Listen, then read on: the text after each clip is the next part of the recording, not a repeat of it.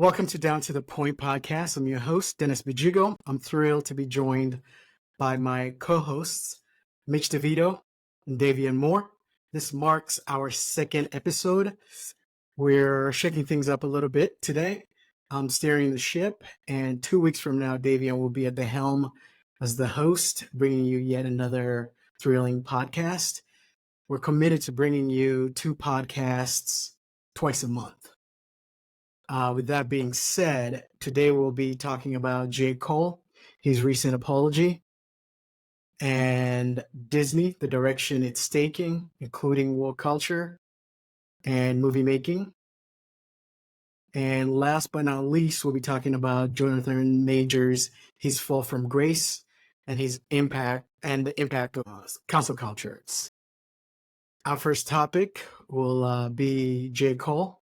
J. Cole, for those of you who don't know, he's one of the most poetic rappers in the game right now, and he recently apologized to Kendrick Lamar for a diss he released called 7-Minute Drill. Cole removed it from all streaming services and regretted doing it in the first place. I'm going to throw it out to you guys and see what are you guys' thoughts on his apology and the scrutiny that he got from fans from taking it off streaming services and also from his fellow artists. Yeah. So I'll go ahead and just jump right in. Forgiveness is something I've been thinking a lot about lately over the last couple of years since my mom passed away, and I've had some issues in some friendships in my personal life. So this is kind of something that I've been thinking a lot about lately. And I think as men especially, we're taught from a very young age to handle beef in a certain kind of way. And that is typically to be as aggressive as possible, right? Stand your ground, stand up for yourself, be a man, put the other person in their place, right?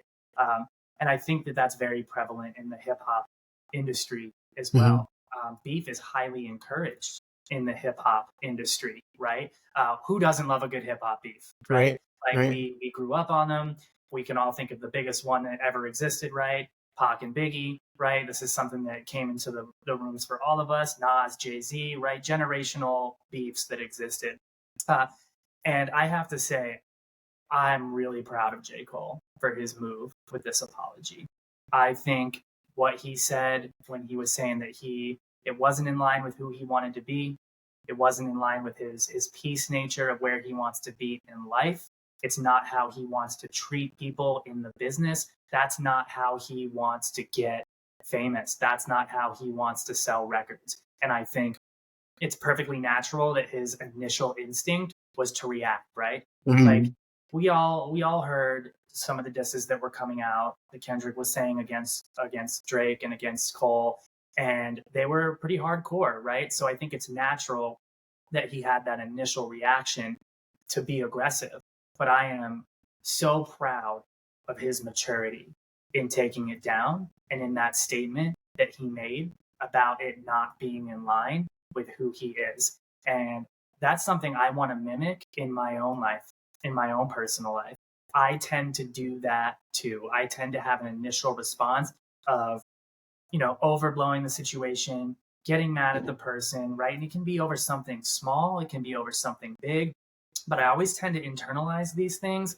And my initial response is to get angry, right? And I don't want to do that anymore. The older I get, the more mature I like to think that I get, and the more my friendships and the people around me who are in my life matter to me. And I don't want to push those people away. I don't want to handle my beats like that. I don't want to end up losing connections or friendships, even if they're not super close friendships, even if they're just acquaintances or connections on a smaller level. Like, we're getting older.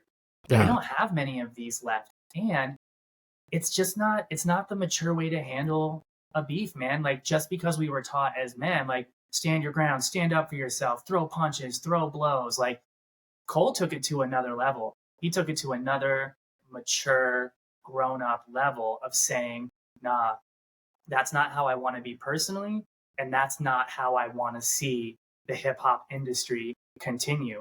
We don't need to be, there's so few of us in this industry on this level. And anyone who listens to Cole knows he's top 5. Kendrick Lamar, we talked about him in the last list. He was literally number 2 on the Billboard's top 5. You're talking about two insanely good, insanely talented, extremely intelligent rappers who are at their prime right now. There's no need for those two to be at each other's throats, man. They should be friends. They should be supporting each other and uplifting each other. As men, we don't have to knock each other down to try to crawl over each other, right? We can still be successful and be in our own world, in our own life, without bringing other people down. And I'm personally really proud. Yeah. Maybe. Nice.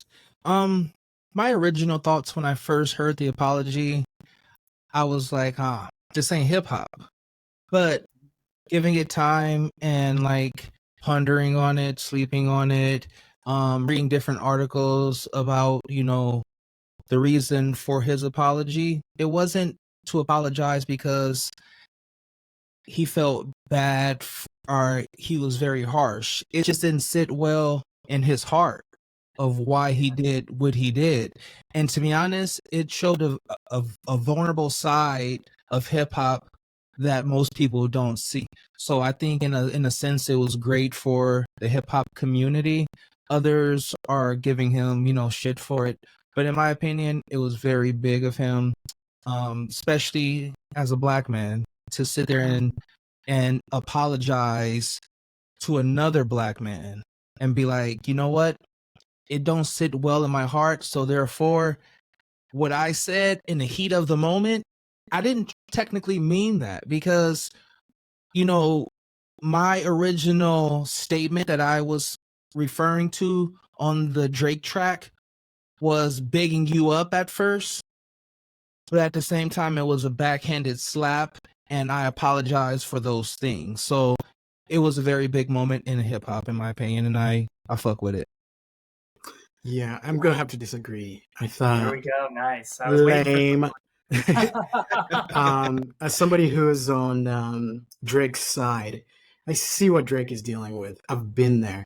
You help somebody out and they don't appreciate it. They think you should have done it differently. And from everything I've heard, Future was a little disappointed that Drake didn't show up for the music video. And who knows why he didn't show up? It could have been that he was actually in a therapy session trying to, handle dealing with all these fake fucks. I love how you give credits. I love the credit you just gave him. He's in a therapy session. He could have been in a therapy situation, man. Who knows what he was dealing with? You know what I mean? Being in the role that he's in, I'm sure he's under a lot of pressure.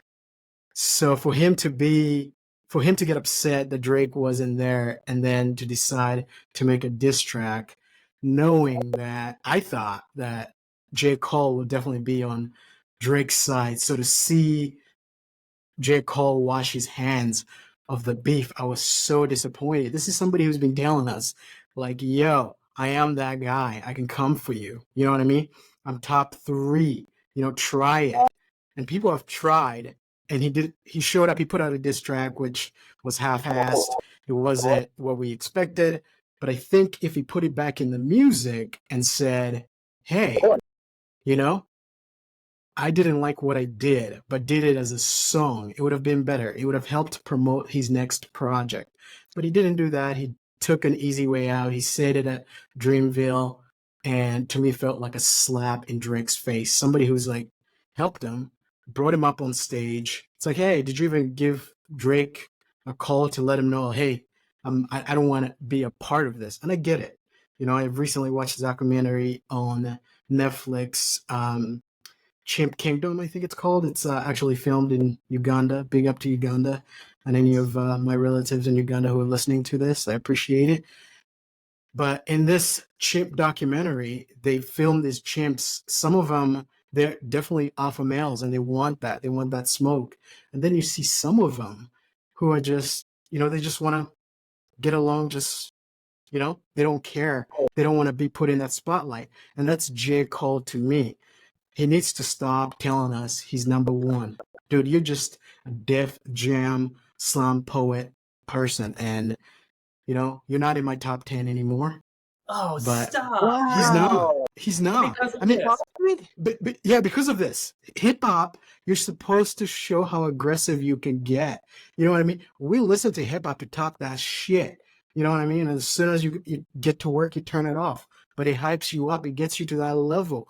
Common, he's another great rapper, but we put him in that bracket of like he's not in the top 10 rappers. He's just not that guy. He So are doesn't you have that killer instinct. so are you saying that in order to be in the top 10, you have to have that beef mentality? Yeah, You have to go yeah. after somebody? Bring it. Oh man. You have to have that Kobe, Michael Jordan mentality. You can't be a Tracy McGrady who just, you know what I mean? You're nice with it, but what have you done with it? So I think the same could be said for Drake then, because I'm not speaking on the Drake and Kendrick and J. Cole beef. Let's go back. Let's go to Pusha T. Drake can't reply to Pusha T. He did. He just lost it. He just wasn't on that level. He couldn't rap like Pusha could rap. You know what I mean? So it doesn't matter if you win the beef or not, as long as you reply, you're Yeah. good. So Jay-Z replied to Nas. Nas definitely killed him, but he showed up to the battle. You know what I mean? It's Do about you showing up and just saying, hey, let's try it out. This is what I got. And Cole didn't have it. And he didn't even have, if something happens, sit in it. You know what I mean? You don't have to come out and say something immediately. The fact that you put out a diss record and then ran back so quickly, hey, sit in it. Talk to your wife, talk to Melissa, talk to your therapist. Don't come back so fast and apologize. You know what I mean? Think about it. Think what you're doing. That Think really the shocks impact me it's coming from going you, to though. do. Like, that shocks me coming from you because, I Explain. like, agree. you're a very sound mind person and you're very, Okay. you think very, sensible. So therefore, I know the man that you are. There's some things that, not going into detail, that you probably do regret, and Yeah. you've gone back and apologized for to someone after maybe lashing out at someone. So does Yeah. that make you less than because you apologize for it? I think we're talking about two different things. I don't think he could have easily made a phone call to Kendrick and apologized and said, "Hey, I didn't mean to do that," and then he could have put it in his music.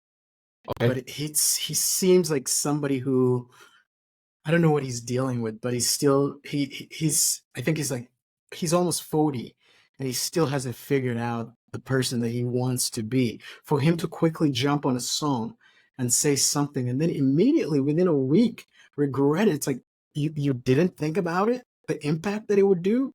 Like how many times have you put out music that you didn't think about? Which he did say that, hey, 10 years ago I was moving in the wrong direction and I'm doing it again. It's like, think about where you want to be, where your legacy And is going to be. I think he did that. I think that's exactly what he did. I think he doesn't want that to be a part of his legacy. I don't think he wants part of his legacy to be intentionally bringing somebody else down, insulting somebody else on his tracks. That he has more positive, more uplifting, more mature content that he wants his listeners to be listening to. And I think a week is plenty of time for him to decide, shit, man, sometimes I say something or do something, and within an hour, 3 hours, I'm like, oh man, I shouldn't have acted that way. Once I calm down, not in the heat of the moment, I'm like, I shouldn't have said that. I shouldn't have acted that way. That was immature of me. All I did was make the situation worse. And I think that's exactly what Cole did. I think he gave himself a week to reflect on it and thought to himself, I don't want this track to be a part of my legacy. I don't want this track to be on my album. I don't want people streaming this shit. I want to take this back. That is not how I want to come off to my fans. He did the same thing with Little Pump. He put out a diss record. Little Pump took it a certain way. He sat down and did a televised apology to Little Pump. That should have been his lesson of the man that he wants to be. You know what I mean? He's the first one who said it's the big three. He's the one who put himself on that level. Like, hey, I want this. You know what I mean? Nobody's nicer than me. I'm the Muhammad Ali of this. Hmm. And when people said, really, you are? And Kendrick Lamar's, fuck the big three, it's big me. You know what I mean? It was Like, hard. it was hard. And he just folded the tent like, yo, you called my bluff. I didn't think you were gonna do that. It just didn't ring well. It already happened to him when he did it with Little Pump. That should have been. Then he sat down with Little Pump. Little Pump was not going to lyrically It's be not in the gonna same. do. Yeah, he was not a threat, but you could tell that this messed with J. Cole's soul. He's not that guy, and he needs to quit trying to be that guy, telling us he's that guy, and just put out content that's positive and move in that light. I just saw it as somebody who betrayed Drake, who put him up. You know what I Real mean? quick, before we move on, because I know we have to move on soon. Right. Do you think that his apology was also because maybe he listened to the Kendrick and he was like, this wasn't technically a diss. It's just Kendrick being confident, saying, oh, fuck who's the best and we're three the best. No, I'm the best at this shit. And Yeah. maybe he went back and was like, that technically wasn't a diss. Maybe he was dissing Drake, definitely. Put all your Yeah. dogs in pet cemeteries. He didn't technically take a shot at J. Cole. He was just saying, J. Cole. big three. You're right. Yeah, you're right. I don't think it was aimed at J. Cole. You know what I mean? It was aimed at Drake. He was But just a Drake, to me, bystander. is somebody. He was just a bystander who decided to insert himself, knowing that he has an album coming out. J. Cole, that is, insert himself in the beef because he could benefit from it. I think the only thing that touched him was that fuck the big three, it's big me, and he was, he felt the need to jump in. To me, I can't say it enough. I think if he can just sit down and see where he wants to take his career, I would have loved a J. Cole song with him telling us like, "Hey, this is where I want to take my career, and I'm the track that I did. This is what I meant." I would have loved him to do it on that level. I just saw this as a betrayal to Drake. Interesting. Yeah, and I guess when it comes to a lot of these hip hop artists, I look up to a lot of these guys. I like to emulate them. I look at them as role models in a lot of ways. And to me, that was something that I would want to emulate. And to me, that cements him even more in my top rappers ever. That reaction, that mature response makes me respect him and like him even more. And it got me excited for his next album coming out. I'm super pumped for it, and I got nothing but love for him. And he gave me an example of how I want to deal with my own beef and my own personal life and my friendships and people who I might not even necessarily be friends with. If I can emulate that type of behavior and be the bigger person in situations where I feel like I was wrong and admit that in public, in front of people, and to the person I wronged, I think that's a solid move, man. Yeah, and this is not me going against taking the higher road, being humble about things. This is me saying he's done this a number of times. He did it with another rapper. He needs to think about his legacy and what he wants to stand for. He's wavering on who he is, and it comes off as, hey, Drake really did bring him on stage and helped him out, and now he's left hanging by himself against 23 people by himself. But you honestly think I definitely see where you're coming from. What'd you say? You honestly think Drake helped him out? You don't think like J. Cole he broke already hot before Drake? Oh yeah, I mean most of these rappers were hot, but Drake made him hot. That Drake, there's that Drake. He adds on to whatever you have going on. Like Rick Ross, any song that Drake is on has sold more than any other song. It's like having Taylor Swift jump on your project. It helps. When Drake brings you on stage and says, "Hey, this is one of the best rappers doing it. I enjoy listening to this guy," which he did, and they toured together for a little bit there. You know, Davion, you look like you're about to crack up. What's going on over there? He just said the T word. The T word. What's the T word? Taylor Swift. Oh, Taylor Swift. She is that person right now. And then, Mhm. Where I'm like a little kid. Oh, he said the T word. right? She is that person. Even on Drake's new song where he uses AI, says, everybody ducks the week that Taylor Swift drops. You know what I mean? If Taylor That Mhm. Swift is alone coming, lost him the beef. I'm sorry. I know that's not a subject we're talking about. Using that AI, especially a dead person. You already been accused of ghostwriting. Now you're using ghosts. yeah, but he wrote those verses for Snoop and Tupac. I mean, how do we know that? How do we know AI didn't write this verse? You're right. You're right. He That's a says he topic. did. That's a topic for the Oh no. conspiracy theory Yeah, yeah. episode.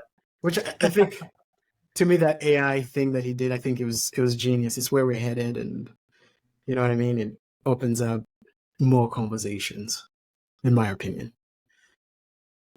All right, moving right along to Disney. Disney has made some of our most beloved classics.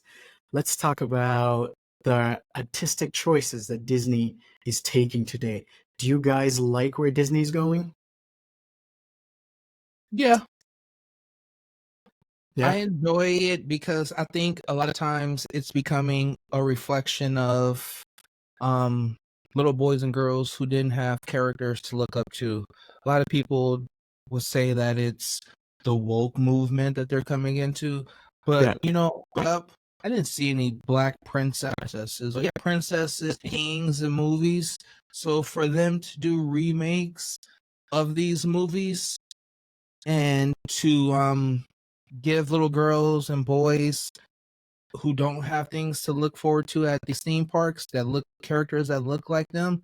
I seen a few months ago when I went to Disneyland, this little black girl literally crying because there was the black, I forget her name, Tiana, the From black Princess princess. and the Frog.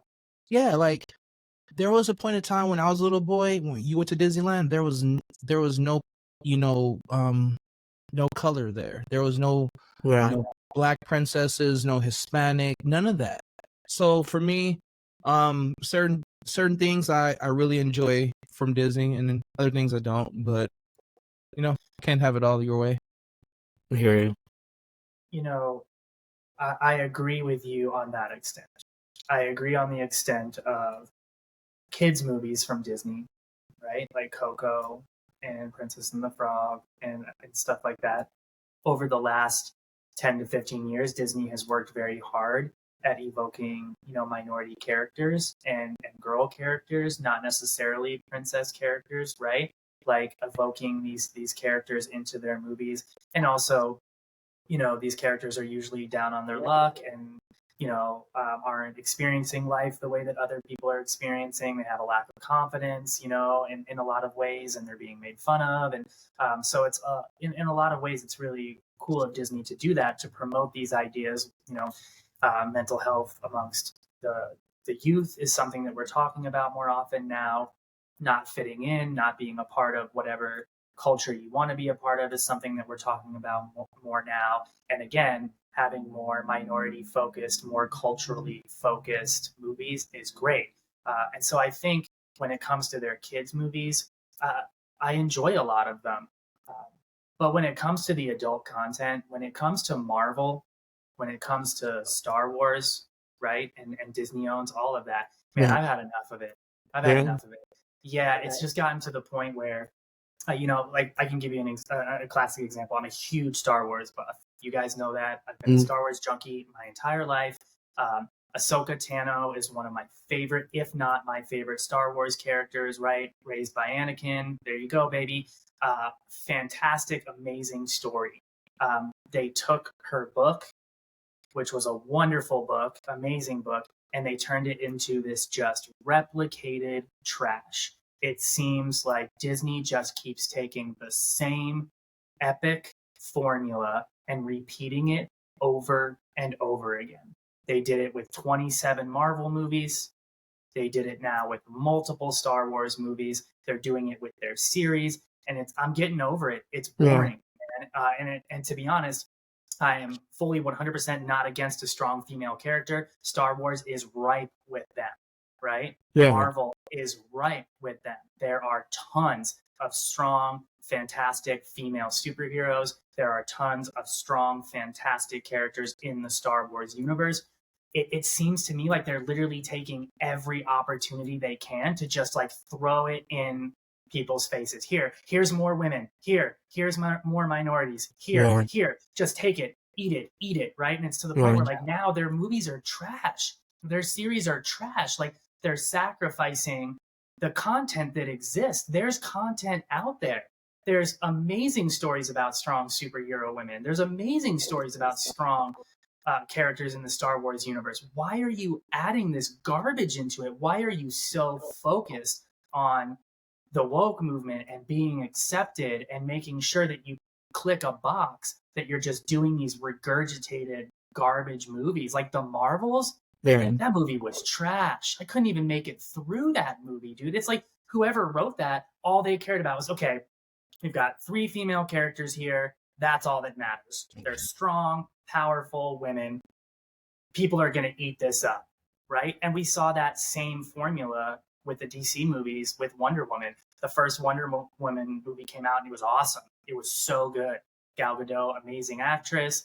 The storyline, the plot, everything about that movie was great. And then they just decided, well, this was so successful, let's replicate it numerous more times, to the point where the next movie was garbage. It was so awful because, again, they're sacrificing actual content and good writing just to make a point, just to sell tickets and get people to the movies.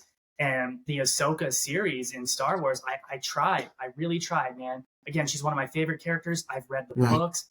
Phenomenal. I couldn't even make it through the series, dude. I was like, oh my gosh, we get it. Every single character is a strong woman. We get it. Like, can I have some actual plot? Can I have something that surprises me? Can I have something a little bit different here? Stop just taking the same formula that you think is successful and is going to sell tickets and just shoving it down our throats, man. Yeah. Davian, do you see any of that? The wokeness? Do you see them pondering? Yeah, I see where he's coming from. I definitely can agree on some terms on some of the things that he said. So some of those things I can agree. But I think that's what a lot of stuff that we're getting in general nowadays, not even with Disney. Like, I mean, completely agree. Apple, they're giving you the same shit over and over and over. There's nothing new about it besides the size. So a lot of things that we're receiving, including movies, music, it's the same. I can agree. It's rebooting old classics, is what you're saying? Yeah, but I think a lot of this generation has lost creativity, so they don't know how to be creative to the point of making something that's groundbreaking. When we were growing up, they're coming out with this. Oh, this is different. Like, there's nothing new right now. Like the last movie that was like big, that was groundbreaking to me. Shit, I don't even know. Dune? Okay, yeah, exactly. Dune. In retrospect, Dune was great, but if we're being real here, it's another remake, right? Yeah. Like I was texting you the other day, Dennis, about the new Crow movie coming out. They're literally redoing The Crow. Yeah. They're redoing Dune. It's like they're just taking, how many Spider-Man movies do we need, man? Yeah. They've rebooted that series 4 times. It's like, I agree with Devion on the front of, it's like there's nothing new, there's nothing creative out there anymore, right? And when they finally do get something new and creative, right? Like the John Wick series, now we're at John Wick 4, right? We're at John Wick 4 and they're talking about doing a 5th. Like, do we really need another John Wick movie? We've seen that 4 times, bro. Yeah. Like, Fast and why Furious. are we just recycling the same stuff from the 90s and 2000s, from our childhood, because it was successful when we were kids? And they're like, okay, well, we don't have any new writers out there coming up with any new stuff, so let's just throw a bunch of women in there. Let's throw a bunch of strong characters in there that don't really make sense, that nobody even gives a shit about, but we're going to check these boxes, we're going to check these woke boxes, and we're going to spend a ton of money on it, and the production value is going to be through the roof, so people are going to go see it, right? Yeah. Like, will I go see another Crow movie? Yeah, chances are I'm going to go see that because Bill Skarsgård is awesome. Those movies were dope. I'm going to give it a shot, but I would much rather, like Studio A24. When I went to the movies the other day, to see Civil War. That was done by A24, right? Studio A24. And their movies are always off the wall and super weird. And so we saw 6 previews for movies that I had never even heard of before, all of which looked honestly really bizarre. Yeah. Kind of to the point where I was like, wow, that looks weird. But I'm going to go see those because it's new and it's original. Yeah. And dude, if you've seen one Marvel movie at this point, you've seen them all. You can literally take out any character from any Marvel movie and insert another character, and it's the same fucking movie, man. Mm-hmm. And I just feel like on your point about Disney, Dennis, is just that is their solution. That is their algorithm. That is what they've decided works. And they're just going to keep spewing these out movie after movie as long as people are willing to go see them. Yeah, but I think it's failing at the box office there. The new Marvel movies are not doing that great, you know? They're not living up to the success that Disney's used to. And I would say, I agree with both of you, Davian. I agree with it's good to see people being represented. And Mitch, I agree with you that when they are pondering too much and it becomes noticeable, you know what I mean? When you catch a movie setting this up to do this, it takes you out of it. Yeah. And for me, I have a hard time already when I watch movies. I have a hard time getting into them. So when you give me a story of the Little Mermaid and the dad is Hispanic, the daughter is black, and then the other one is white, it takes away from that. Or Peter Pan, when you have these mixed families that don't make sense, I want to be able to get lost in that story, and it needs to make sense. Yeah. And if these are all adopted kids, explain that. Yeah. You know what I mean? Yeah. Don't do it just to ponder to people. It's like, this is what we're doing. If you're going to make a movie, well, make the whole cast black. You know what I mean? It for me just takes away that. I don't know what you guys think about that. On that point, Dennis, you know, Sen and I, every year we go to see the Christmas Carol at the Performing Arts Center.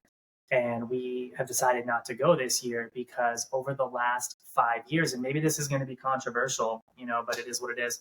Over the last 5 years, the Denver Center has adopted that formula for the Christmas Carol. Okay, we're talking the 1800s, right? So we're talking the 1800s Christmas Carol, right? And all of a sudden, about 5 years ago, Bob Cratchit's family has become mixed. Both parents are white. 2 of the kids are black. 2 of them, they're white. And I looked at Sen and said the same. I'm like, this makes no sense. Like, they're not even giving it. First of all, for the time period, it makes absolutely no sense. On top of that, they're not giving any kind of explanation. We're just supposed to look at this and say, oh, we're all colorblind. None of us see this. Yeah. None of us see this, right? This is completely normal. Whereas, like, you take the new Spider-Man movies, right, Across the Spider-Verse. One of the coolest things I heard about the creation of Miles Morales, right? Miles Morales was created in the 1980s. And one of the coolest things I heard about him was a kid in Brooklyn was saying, you know, growing up, I have seen no superhero that represents me. Spider-Man has always been Peter Parker. He's always been from Queens, and he's always been white. Well, New York isn't like that anymore, especially in Brooklyn. In Brooklyn, you have the Puerto Rican community and the Black community, and they've been dating and getting married for years. And so now, over generations, the major population in Brooklyn is Puerto Rican and Black. And so Miles Morales was a creation to help people see themselves represented on the screen. Yeah. Now we're talking. Yeah. That's fantastic. Helping a little kid growing up in that neighborhood see a superhero and go, you know what? I see myself in that superhero now. I can see myself being that. That's totally different than taking the Little Mermaid and doing exactly what you just said, Dennis. Yeah. Taking Ariel and making her black, taking Ursula and making her white, taking King Trident and making him Hispanic without any explanation and just saying to audiences, be cool with this. Exactly. I get it. In Star Wars, some people freaked out because they had a black character on there. That I thought was way too out of bounds. Mm-hmm. To me, that's good diversity. To me, that makes sense. That's a good balance. But it's when you have mixed families and it doesn't make any sense.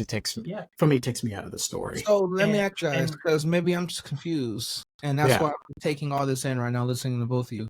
So you're saying that due to the fact that when you look at these movies and you look at these plays and you see families that are mixed, it doesn't sit well with you?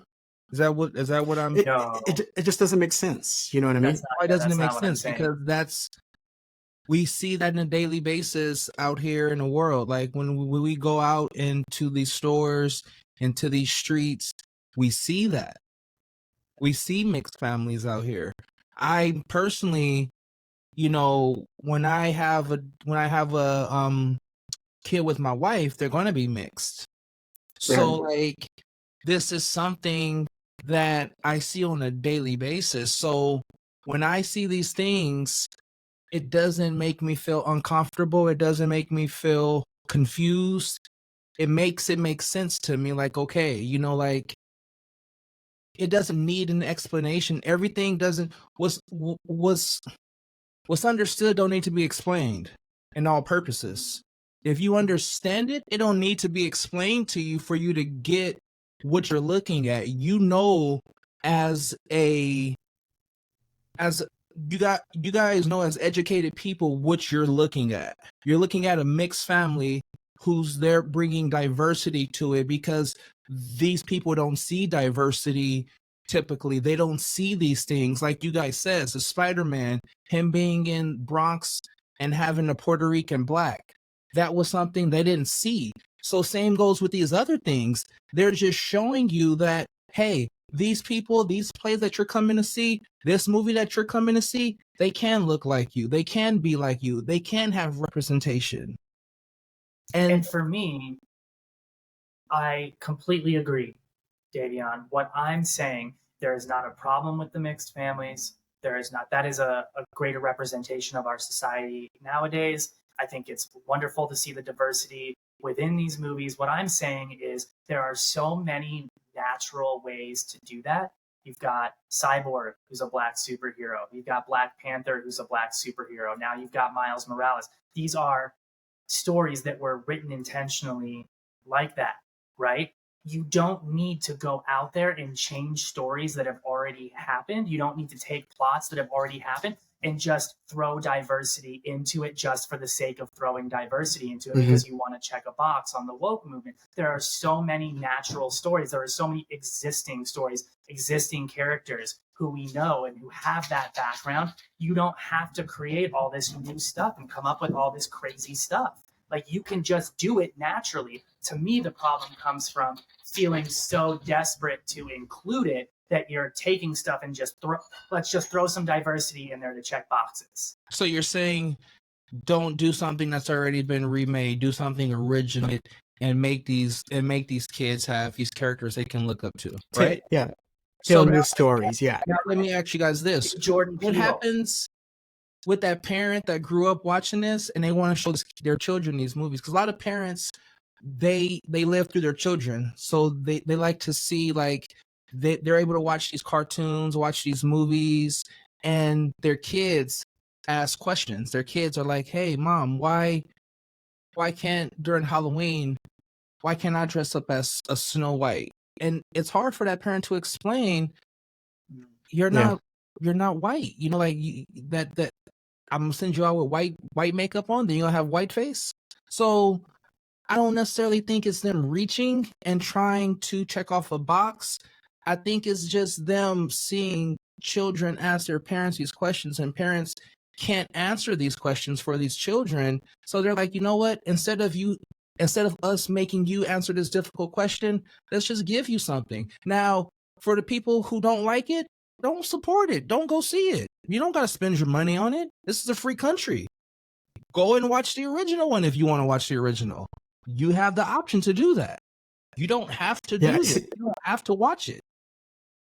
I see what you're saying, Davian, and I think for me, if they would have made The Little Mermaid is what I'm talking about. If they would have made the whole family black, that works. I don't have a problem with her being black in the movie, but I do have a problem with her dad not being the same race as her, and that it takes me away from the project. Right. So Miles personal Morales' preference, mom is Puerto Rican. Miles's mom is Puerto Rican, his dad is black.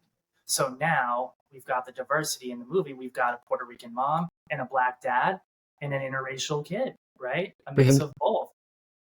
No problems with any of that. But expecting me to go to the Performing Arts Center and see two white parents with two black kids and two Hispanic kids in 1800. Now I'm just You're just checking a box. And you're checking a box. You're doing it just for the point of saying, well, we're diverse. We include diversity in our shows. Like, make it natural. There's nothing wrong with having stories with interracial families. How do you make and it interracial natural? kids. How do you make that natural? What's that? I didn't mean to cut you off. I do apologize. So the only How way do that you would make be that a explained, natural thing? the only way that would be explained to me would be if you're talking the 1800s, then in The Christmas Carol, the Cratchit family adopted two slave children from Africa and brought them into their family. Do you know what I'm saying? So the issue is being the time frame of when it was supposed to be with. So if it was in 1990 and it was two white with two black and two white children, it would have been okay? More understandable, right? Okay. More relatable, I can right? agree on that one. Like, So if you're looking at just like based upon, if you're going as a fan to watch something and you're going to look at it in that genre or that time frame, you don't want to see something that wasn't actually there. Like you that really couldn't have happened in that way. Yeah. You want Tell the the story. feeling.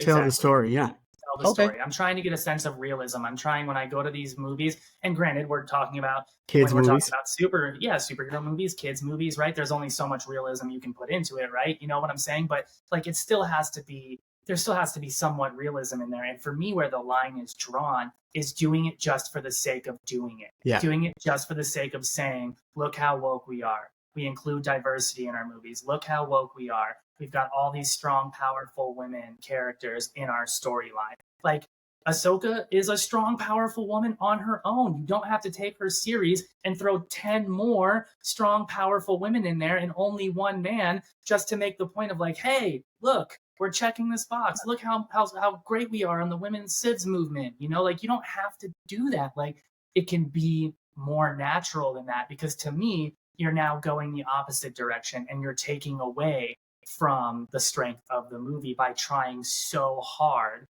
to include diversity and wokeism that you've now taken away any enjoyment from the movie at all. Agreed. Yeah, when it's too obvious. There's a book called Say What You Mean and Mean What You Say, where they talk about when you're developing a story, you can set up different things and they work. But when the reader or the movie watcher catches you manipulating, it takes away that magic. And I think for Disney, for me, they've taken away the magic of, hey, we're making this product. I see them pondering. I see what's going on behind the scenes. They're making an initiative to push something. It's an agenda. It's not quite for them to release the Marvel movies that didn't do so well. The recent one, I forget what it's called, but the actress in it came out and actually agreed that the movie wasn't good. Oh yeah, Madam Web. You're talking about Madam Web. Yep. And that's a project. It's take your time with it, make it a good project, but don't push it for the sake of like, hey, this is what we're doing. For me, I perceive it as they're trying to do this to appease the woke culture. Yeah. Moving on to the last topic, Jonathan Majors. Jonathan Majors is one of the most captivating actors on screen. He can go from charismatic, and on a dime, he can turn into vulnerable, broken. He went to Yale, won an Emmy for Lovecraft, really good series. If you guys haven't seen it, check it out on HBO. Yeah, it's a good one. And he was slated to be the new Marvel movie villain before he was convicted of a misdemeanor assault in third degree, not to be confused with first degree or second degree. Apparently, what I just learned about that is third degree is unintentional. It's reckless. It's almost like he didn't mean to injure that person. He got no jail time, but he was dropped from Marvel. And my question to you guys is, what are your thoughts on Jonathan Majors as a person and an actor, and what happened to him?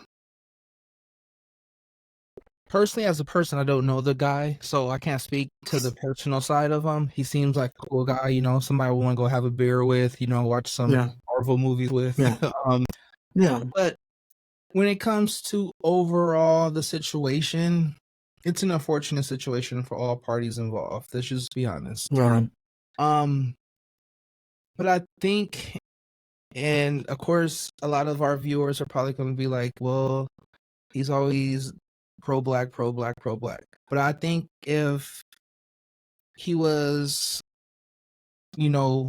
someone of a different color, it wouldn't have been played out the same way, because I think a lot of the media portrays black people, and it's always been this way, as being bigger than what we really are, like making us this aggressive type of character.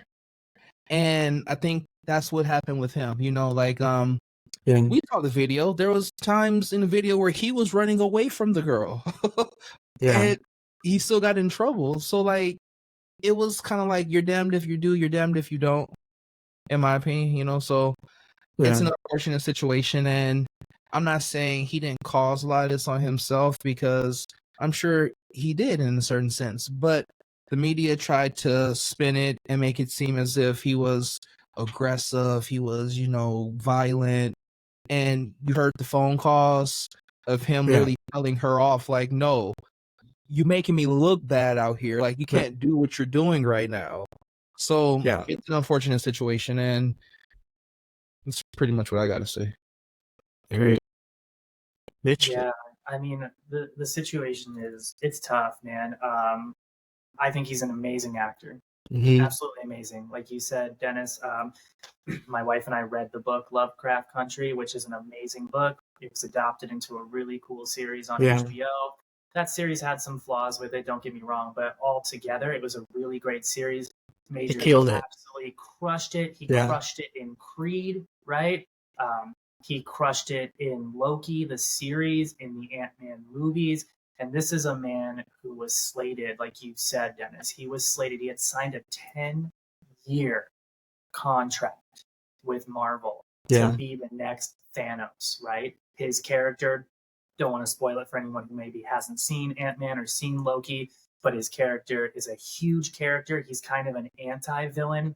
You don't really know if he's bad or if he's good. He's in that villain role, but he's very relatable in a ton of ways, because some of the times you're like, dang, like, is this guy really a villain? Like, he was gonna be the next big thing for the Marvel franchise, right? This guy had made it, right? And for what it's worth, his acting chops are phenomenal. When you yeah, watch him in those roles, he's unbelievable. You said it, Dennis. He goes from being this like crazy, kind of losing his mind, mm-hmm. insane character to being extremely clairvoyant and attentive and intelligent. And like, he bounces back between them. And then there's one point in the series in Loki where he goes back in time and he plays himself before he became the villain. And he was this super nerdy, like really reserved, quiet, kind of shy. He nails it all, Yeah, right? Fantastic actor with the potential to grow in that position, in that role exponentially. And now his entire career has yeah, been ruined from what it looks like to me as a very toxic relationship that two people participated in. yeah, And if you watched or paid attention to those trials, to the case, that woman did everything she could to demonize him. Even in his final court case, when they both had their final statement to say in front of the jury, in front of the judge, she intentionally got up and said, he's not sorry.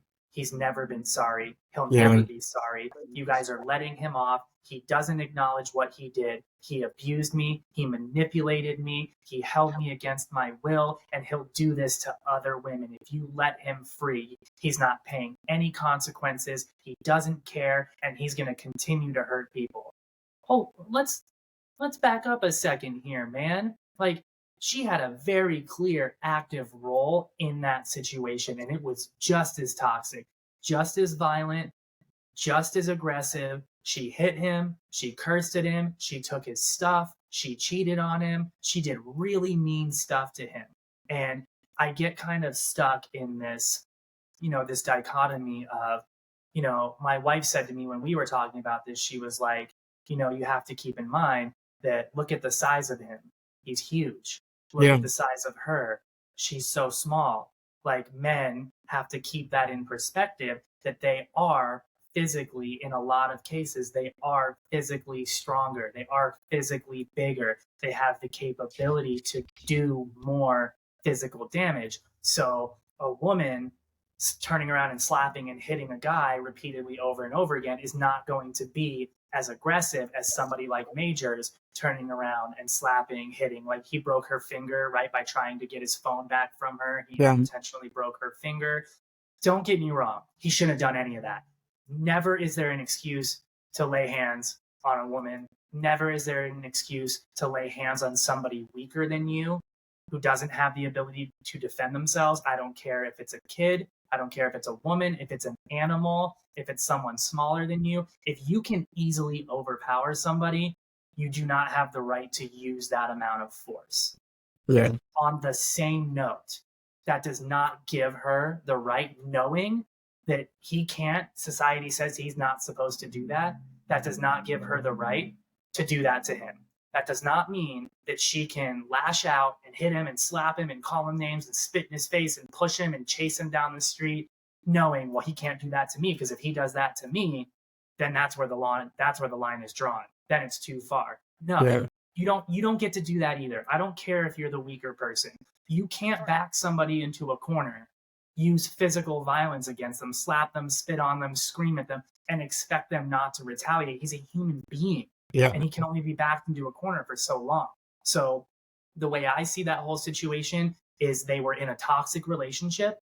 They both acted completely inappropriately. They both put each other in a very awkward position. And that is their personal relationship with the two of them. Yeah. They need to pay those consequences between the two of them in their private life. Should John Majors have lost a 10-year contract with Marvel? And let's be honest, his acting career is over. Nobody's going to hire him anymore. Nobody's going to want to touch him. It's too much risk, right? So you think he's still going to get hired in the future? Because I think now his career is done. Johnny Depp got a new movie coming out, and they better hire him. Jonathan Majors, I think, is one of the best actors out there. You know what I mean? The fact that he loves this craft. I don't know if you guys know, but he was in the Navy. So he's well accomplished as far as from going to Yale. If he stayed acting, he probably would have won an Academy Award. He's that good. Mm-hmm. I agree. So for me, what I would like to see from him is for him not to put his head down, for him to maybe start doing Broadway, do shows and stick around, show people that you have changed, which it seems like he's doing that with dating Megan Good. Mm-hmm. That's a publicity stunt, by the way. Yeah. I want to hear more about that. So? You think so?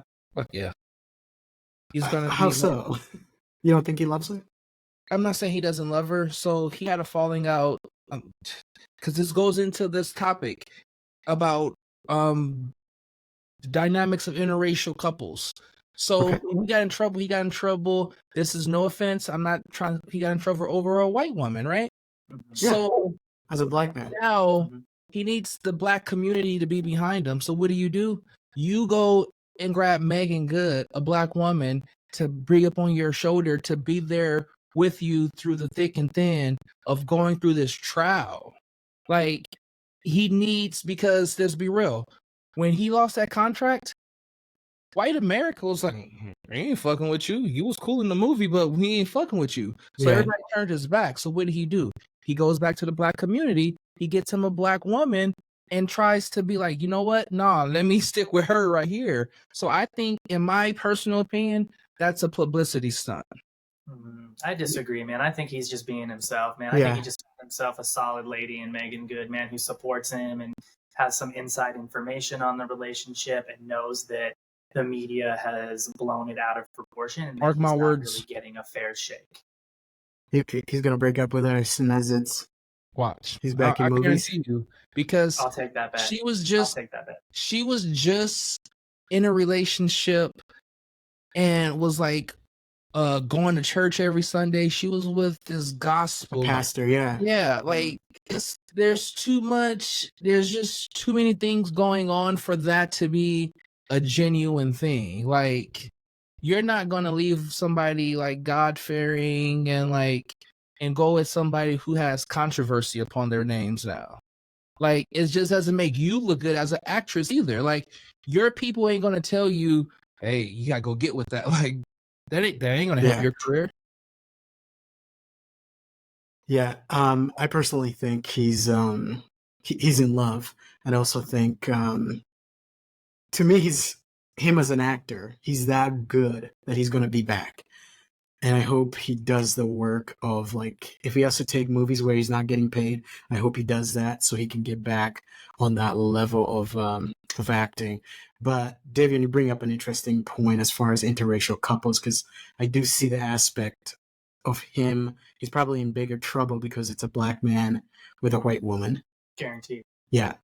Davian, could you tell us how you handle potential stereotypes and just how do you navigate being in an interracial relationship on a day-to-day with Lonnie?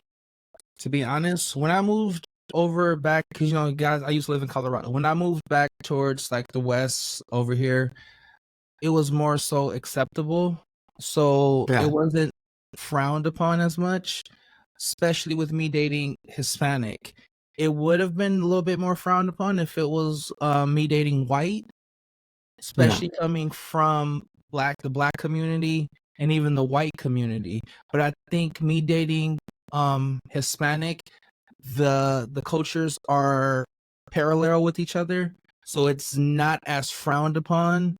But it was at a point in time. We went to the movies. I'm making short because I know we got to wrap it up. We went to the movies one time. This white couple was sitting in front of us. We sat by them. They kept on saying, ugh, like looking at me and my wife, just making like weird comments. And I said shit back to them. I don't hold my tongue for anyone. So during the movie, I says, is there a problem? You guys have an issue with us? And they just looked at us shocked, like they didn't expect me to speak up. So I've had issues, in the past where people have looked at us different. But being here in Las Vegas is not really that big, that frowned upon. That big of a deal. Yeah, compared to other places in the country. I do understand what you mean when you say the looks. I'm also in an interracial relationship with a white woman, and we do get those looks. And recently proposed, and she shared with me a story that her dad had with her about, hey, you could have taken. She's like, I love Dennis. She told her that. I love Dennis, but know that the path that you're choosing to take is going to be a hard one for both of you. So for me, it's been good knowing that I'm in a relationship with somebody who actually understands that this is not an easy game to navigate. It definitely exists. I was in Florida with my friend Tyrell, and he has a daughter with a white woman.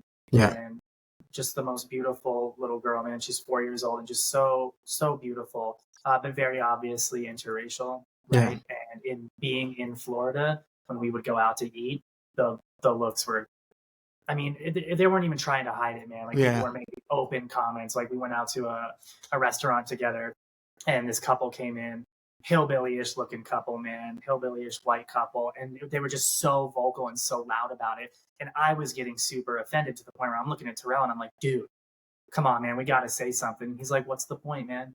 He's like, what's the point? He's like, those people are not going to change their minds. They're going to hate no matter what. They're going to make those comments no matter what. He's like, I'm not trying to put that on my daughter. He's like, I'm not trying to make a scene or make my daughter feel like she's any different or make it feel like it's an issue. He's like, those people are closed-minded as fuck, and they're always going to be closed-minded. The only thing confronting them is going to do is put me in a tough situation of now having to explain to my 4-year-old daughter why that even happened in the first place, Yeah. So there's no doubt that Jonathan Majors, there has to be some of that in the situation. There is. Yeah, there's a lot of that. Yeah. Well, thank you both. Now we move on to our last segment, which is recommendations. I'm gonna recommend a TV show this time around. It's three Three Body Problem. It's made by the makers of Game of Thrones. It's a sci-fi. It's on Netflix. Highly recommend it. You guys check it out. Nice. Cool. Me, I got an album that I'm recommending. Of course, I'm a huge fan of Chris Brown. He has his new Deluxe album that just dropped, 1111. Nice. Bonus tracks on there with some Bryson Tiller, a few other artists on there. So definitely check that album out. Great R&B. Sweet. I am gonna check that. I had no idea he even came out with a new album. Yeah. So I'm recommending a book today, and I've got here, this is one of my favorite books. I read it at least once a year since the first time I picked it up. It's called The Demon Haunted World. Science is a Candle in the Dark. The author is Carl Sagan, the astrophysicist. And it's basically a book that takes every conspiracy theory that you can think of, aliens, everything that you can possibly think of, and it debunks them through science. And it is a little controversial in some ways because it tackles religion. It tackles a bunch of different issues from the standpoint of science, the existence of a heaven, the existence of a God. I find it really, really fascinating because it's really evidence-based and really intriguing. So if there's any big science, astrophysics nerds out there like myself, highly recommend it. And Dennis, since you recommended The Three Body Problem, people should check out the book too. It's by a Chinese author. She is considered one of the best authors in China. She won a bunch of science fiction awards, and that book is also just as good as the series. So check it out. Nice. Well, thank you for tuning into Down to the Point. We hope you have enjoyed this conversation. Until next time, keep building and stay on point. Thank you.